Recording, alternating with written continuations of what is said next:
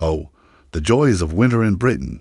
If you've been lucky enough to live through many winters here, then you probably have a healthy respect for the power of our weather systems. We've seen mild winters where Christmas has been spent in t-shirts, and we've endured cold spells which seem to last forever. This particular one we're going to talk about today falls into the latter category, and while it is known as the Big Freeze, it's also earned itself the name of winter that never was, which sounds much more pleasant, doesn't it? The winter of 1962 and 63 began pretty routinely. There were hints that it would be colder than normal, but nothing to over the top. Then on December, everything changed. A mass of cold air swept in from Scandinavia and took a little bit of a rest over the British Isles. At first, there were only small pockets of snow, but they spread out until most of the country had been blanketed in white by Christmas Eve. By Boxing Day, though, the temperature had dropped so low that most of the snow began to harden into a thick layer of ice. Rivers froze over and the Thames turned white with ice, which happened for the first time since 1814. And how cold was it? Well, there were various readings at different times. The lowest ever recorded in England was 23.3 degrees Celsius, which was taken at the Woodland Valley in North London. So you can imagine the effect this had on transport. Trains were buried under snow drifts. In some cases, railway workers had to dig through almost 10 feet of snow just to clear a line. The famous Flying Scotsman was actually canceled for several days because they couldn't get to it, and this was far from being an isolated incident. Roads became blocked and many people were forced to stay at home. Buses and taxis were canceled in some places and schools were shut for weeks. People who did have to travel often found their vehicles stuck after only a few yards, so they resorted to walking to their destination, often carrying their cars with them. Of course, when you travel by foot, you're much more at risk of exposure and frostbite.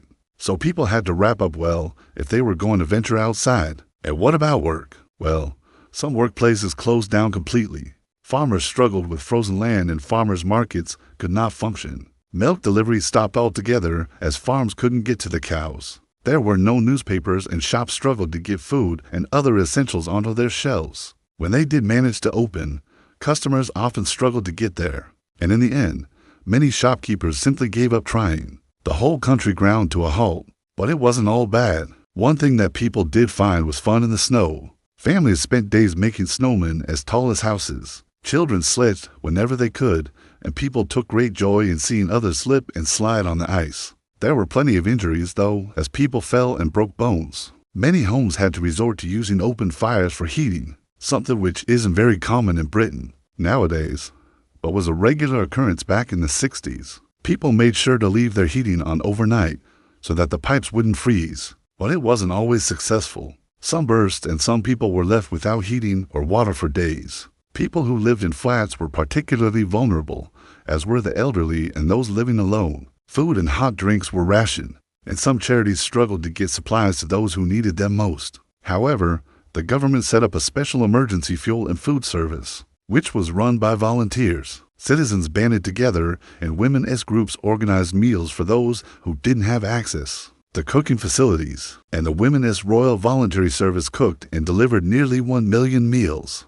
By the end of by February, everyone was fed up and desperate for spring to arrive. But the weather continued to mock them. On the 18th, another storm hit, and this brought with it some of the heaviest snowfall that anyone could remember. In the Yorkshire Wolds, the snow was so deep that it actually drifted over the dry stone walls, something which was unheard of. For weeks, NO trains ran to or from London's Liverpool Street Station because the lines were blocked, and RAF rescue plane even crashed in the snow drifts near Durham as it tried to help stranded motorists. But finally, towards the end of February, things started to improve. The snow began to melt and temperatures rose a little. By March, everything was back to normal, or as normal as it gets in Britain, right? But the damage had already been done. Thousands of livestock died and farmers suffered major losses. The nation's food bill went up by £200 million. The cost of transporting goods increased by £400 million, and an estimated 450,000 tons of coal had to be used to keep homes warm. But how did people deal with it? What was daily life like during the Big Freeze? Let's take a look at a typical day in the life of a family during that winter. The sun rises at 7 a.m., and the first thing you see is frost forming on the inside of your bedroom window. You get up and the room is dark. You can barely make out the furniture. Your breath is starting to cloud in the room. Downstairs, your mother is filling the kettle. She needs to boil it to stop the pipes from freezing. She lets the kettle cool and makes a cup of tea. Your father has already been out to see if he can get some bread and milk. He's walked for miles, but he's come back empty-handed.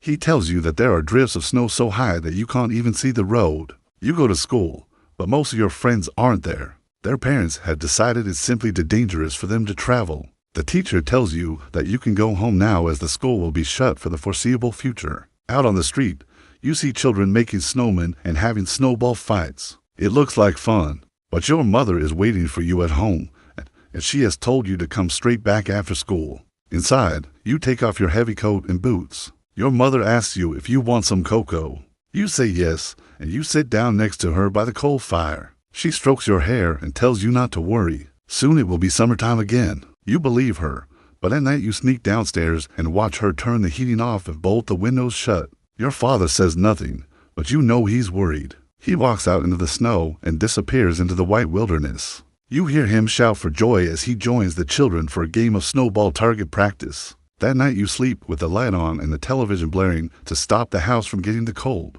Eventually, you go to bed and dream of swimming in the sea. It may seem hard to believe now, but there really was a time when televisions were left on all night in British homes. Back then, there was no such thing as the internet, mobile phones, or social media. So people really did spend most of their time at home, and that was true even if they didn't want to. During the big freeze, people really did have to rely on each other. Families helped each other out. Communities rallied together and people dug out their neighbors. Even the Queen got involved and sent a message of support to the people of Britain. In the end, the country was able to pull itself together and get through the winter. But it's safe to say that nobody ever forgot it. If you were alive at that time, what was it like for you? How did you spend the winter of 1963? Or maybe you weren't born yet, but you heard about it from your mom or dad. Either way, why not leave a comment below and tell us about it? Who knows, you might even find that somebody remembers that winter just the way you do. Now, as promised, let's finish with that nice thought of a snowy street in 1963. Picture it. Can you see it in your mind's eye? Now, if you enjoyed this video, please click the thumbs up button below and subscribe to Time Vault Chronicles. Also be sure to check out our new series, Memories of Britain, which celebrates the people and places of Great Britain. Why not start with this video about childhood in Britain? Until next time, goodbye.